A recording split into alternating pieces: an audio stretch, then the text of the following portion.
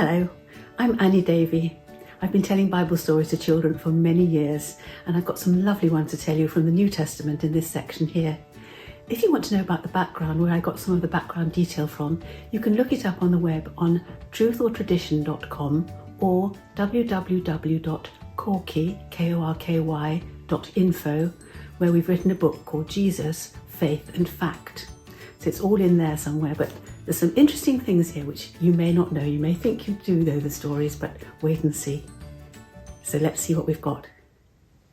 Hello. I wonder if you've watched sometimes on the television when we've got the Commonwealth Games or the Olympic Games, some big event going on, and the teams are there and they're all excited and they've been training and they've done their very best. And it's very exciting to watch all the team games and the presentations and the athletes. Wonderful. And you know, I was never much good at sport at school. I was always the last one to be picked. It wasn't that I didn't want to do it, but I wasn't very good at it. I wasn't a very fast runner and I wasn't very accurate with my tennis racket and things. So usually I was one of the last people to get chosen for a team. I think the best I did once was being in the under-15 second hockey 11 when everybody else was down with Asian flu. So they were desperate, they had to use me. And it was quite good fun actually. I think we didn't do too badly. I don't think we won. Anyway, it was a bit like that in the marketplace at harvest time in the vineyards. What do they grow in vineyards? They grow grapes, don't they? Nice big grapes. But the trouble with grapes is once they get ripe, you need to pick the whole lot. You can't sort of leave it for a week at a time. They have to be done within a few days. So it's a very quick harvest time. So there'd be people in the marketplace lining up, wanting to be hired to work in the vineyards. And this story, Jesus told after he'd been trying to explain to the disciples that it didn't matter when you came to him, whether you were the last or the first, you would be treated the same. That's how the kingdom of heaven works. So this is the next story in that series that Jesus was trying to explain things by telling them a story about something they would understand. It's called a parable. So this is the parable of the vineyard workers. So the man who owned the vineyard, the landowner, would get up very early on the morning of the harvest and go down to the marketplace, and there there'd be crowds of men, probably not Jewish men, probably Arabs. They were called the fellahin. And the fellahin were sand dwellers. If you wanted to be rude to somebody, you'd say to them, you're nothing but a fellahin, you're just a sand dweller, you're not worth anything. But the thing was that they had to earn some money somehow every day, or they wouldn't have anything to pay for bread to take back to their family. So they would work for 1 denarius at least. That was the least they could manage on. So the landowner walked along the row of people and he had a good look at them and said, you look nice and strong, yes. What about you? Will you work for me for a whole day? And they agreed. They would work for him for a whole day. It's a great big long piece of rope here. And then he went back to the vineyard and looked and watched. And after a couple of hours, he thought, oh dear, they're not going to get this job done with this number of people. I'm going to have to hire some more. So he went back down to the marketplace and he found some more men down there and he said to them, are you willing to work for me today for half a day? And so there's half a day's work. And they said, oh yes, we will. They didn't know if they'd get a whole denarius or not, but they might be able to take something home for the family. And then when it was nearly the end of the day and only an hour left to go, he looked and thought, I still need some more people. And he went back to the marketplace and there were still some people standing there. And he said, what are you doing standing around here when there's work to be done? They said, well, sir, nobody's hired us. It's the end of the day now. And he said, get on down to my vineyard and I'll pay you something. So they quickly got down to the vineyard and started picking. Well, then it came to pay time. And they all lined up. He told the steward, who was in charge of the money, to line them up. And he said, put the people who only worked an hour first, and the people who've worked half the day next, and the people who've worked all day can be last in the queue, okay? And this story reminded me of a few years ago now, we watched a programme on television which was about how to make businesses succeed. And they had a man called Sir John Harvey Jones. I put his name on the board here.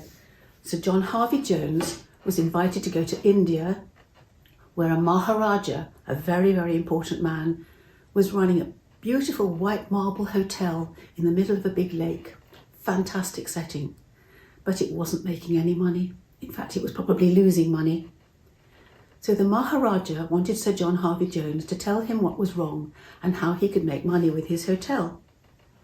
So Sir John Harvey-Jones stayed there for a few days, and then he had an interview with the Maharaja. And he said, the problem with your hotel is that you've got too many people. He said, I don't need 20 oarsmen to row me across the lake in a boat. You can get an outboard motor, it'll do it in half the time, and you don't have to pay anybody more than 1 or 2. And he said, you don't actually need 4 doormen in uniform to see me up the steps. And you don't actually need 5 people to clean the stairs. And I certainly don't need 5 people to look after my bedroom. He said, if you can get rid of all the staff and just cut it down, you'll be fine. That'll do the job. And the Maharaja looked dismayed. He said, there's no way I can do that. You see, I'm the only employer around here. And if I don't give them employment, if I don't give them those jobs, they'll have no way of feeding their families. It's really important. So he gave up on that idea. I don't know what happened in the end, but he couldn't take Sir John Harvey-Jones' advice. So here we've got the people who were going to work all day long.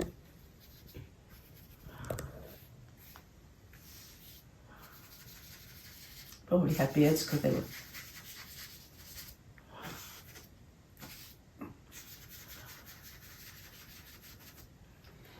And they agreed they'd work for a whole day for 1 denarius, okay? And here we've got the people that only work for half a day.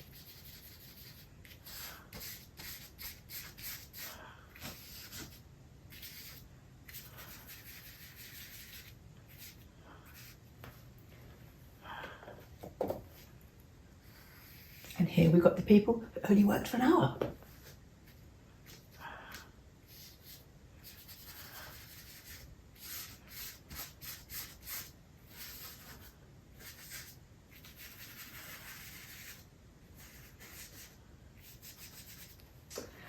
And they all lined up, ready to receive some pay.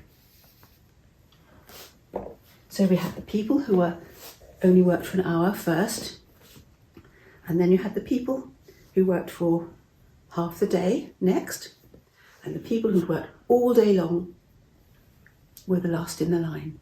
And you can bet, can't you, that they were thinking to themselves, well, we'll see what we get for an hour's work. Probably won't be much.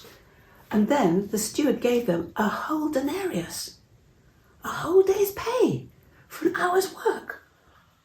Wow, that's amazing. So they had great big smiles on and were very, very surprised. Wow, they said, that's amazing. Thank you very, very much. And then the next people who'd only worked half a day, those people, they got a whole denarius as well. And they were so grateful, and they could take food back for the family that evening. They said, oh, thank you so much. So they were very happy as well. Great big smiles on. And then it came to the people who'd worked all day long. And they thought, gosh, if they've got a denarius for half a day, what are we going to get then? And they got 1 denarius. And they were shocked. They were actually quite cross.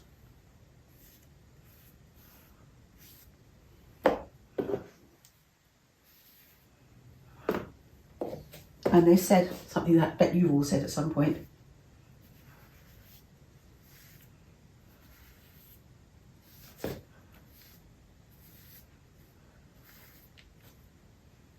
Should we read it together? They said, it's not fair. We've worked all day in the hot sun. We've done the most part of the work, and they've got a whole denarius. We ought to get more than that. We should get double that. And the landowner said, I'm sorry, but that's not the way things go. He said, it's my money, and I can do what I like with my money.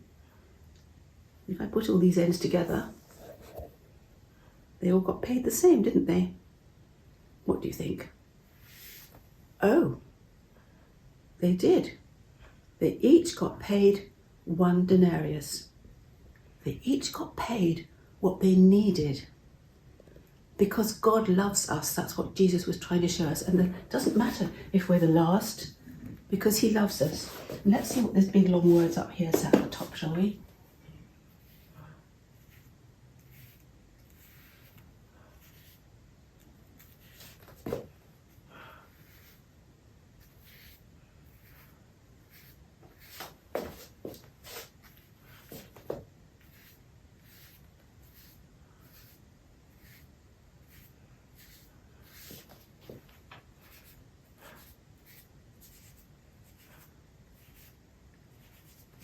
We read it together. God's loving kindness. God loves us so much. He wants to give us what we need, even if we don't deserve it.